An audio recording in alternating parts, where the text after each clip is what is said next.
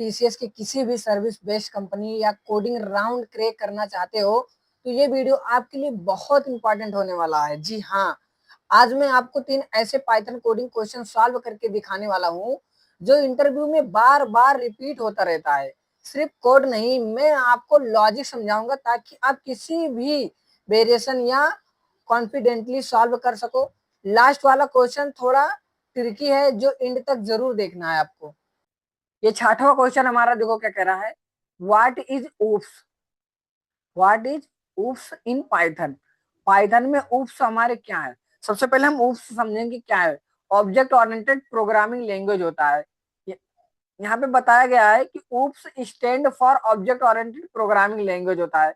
ये 4 mains pillars होते हैं। पिलर्स का नाम सुने हैं।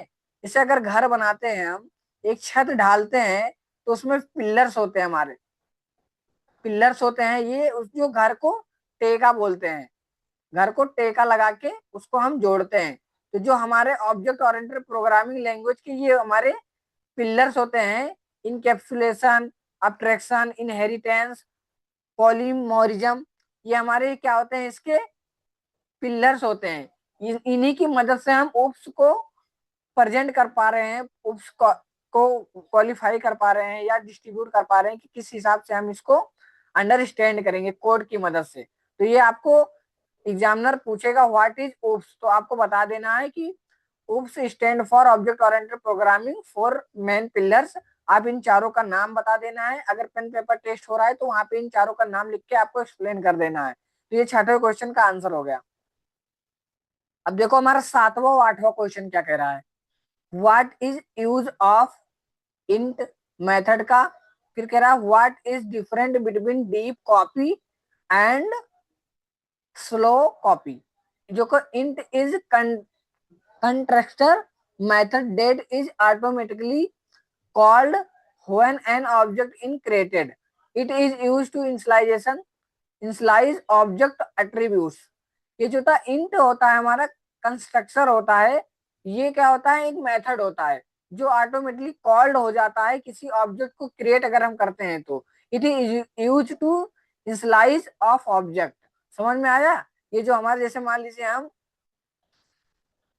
इंट और दे दिए इसमें हम नेम, और अगर हम इसको कॉल कराते हैं जैसे हम स्टूडेंट, स्टूडेंट में इसको हम कर लिए और हम इसको अगर कॉल कराते हैं तो ये क्या हो जाएगा, इंट नेम को प्रिंट कराएंगे तो ये हमारा इसके अंदर जो प्रिंट होगा वो नेम को डिस्ट्रीब्यूट कर देगा, वो आपको दे देगा। तो जो सीधा सीधा ये जानो कि जो इंट होता है हमारा ये कंस्ट्रक्टर होता है, ये पहले से डिफाइंड होता है अपने आप से कॉल करने के लिए, ऑब्जेक्ट को कॉल करने के लिए होता है।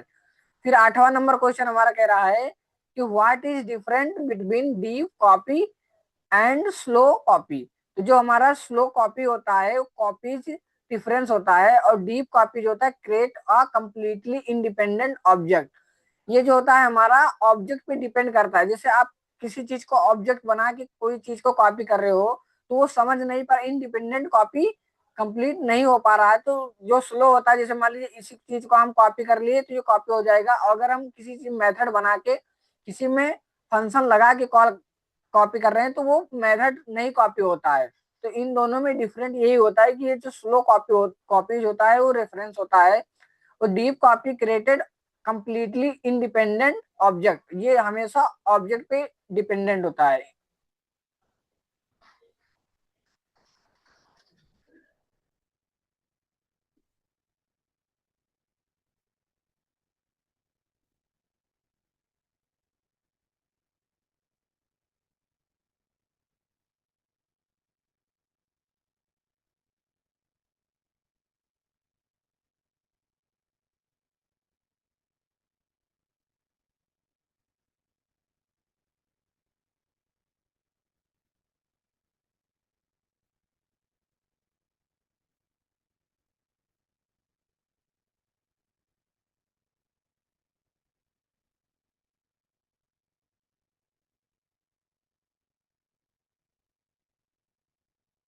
अब हम 10वां नंबर क्वेश्चन और 9वां नंबर क्वेश्चन देखें। देखो 9वां नंबर क्वेश्चन हमारा क्या कह रहा है, What are ARG and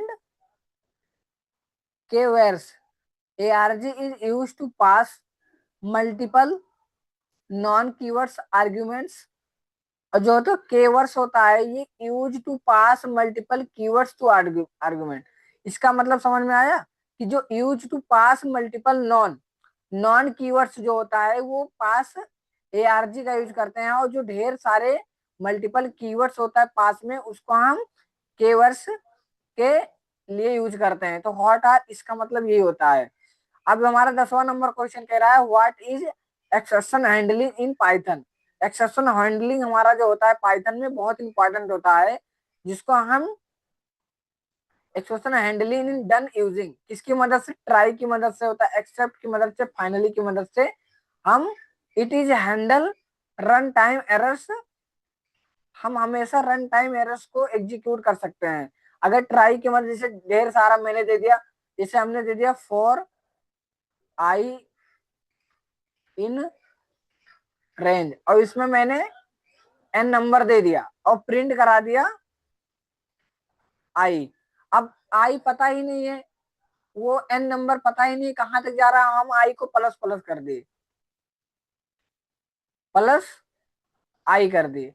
अब पता ही नहीं कहां जा रहा है तो हम यहाँ पे ट्राई का मदद कर सकते हैं या पास का मदद कर सकते हैं, और हम यहाँ पे ब्रेक का मदद कर सकते हैं, कंटिन्यू का मदद कर सकते हैं। तो ये सब चीजें हैं जो आपको इंटरव्यू में पूछ सकते हैं। और बहुत सारे हैं जैसे इफ एल्स हो गया, फॉर लूप हो गया, तो ये सब चीजें मैं आपको ये सब चीजों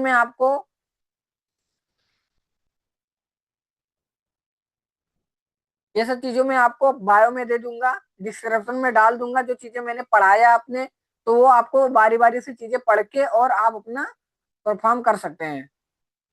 आपको 80% बेसिक कोडिंग इंटरव्यू में मिल सकते हैं। इनको लॉजिक क्लियर हो गया होगा, आप कॉन्फिडेंटली कोडिंग राउंड फेस कर सकते हो। अगर आप चाहते हो कि पार्ट 2 जिसमें मैं थोड़ा advance TCS coding question solve करूं, तो कमेंट में पार्ट 2 लिख देना। वीडियो यूजफुल लगा हो तो लाइक कर देना और चैनल को सब्सक्राइब कर देना for regular placement preparation content.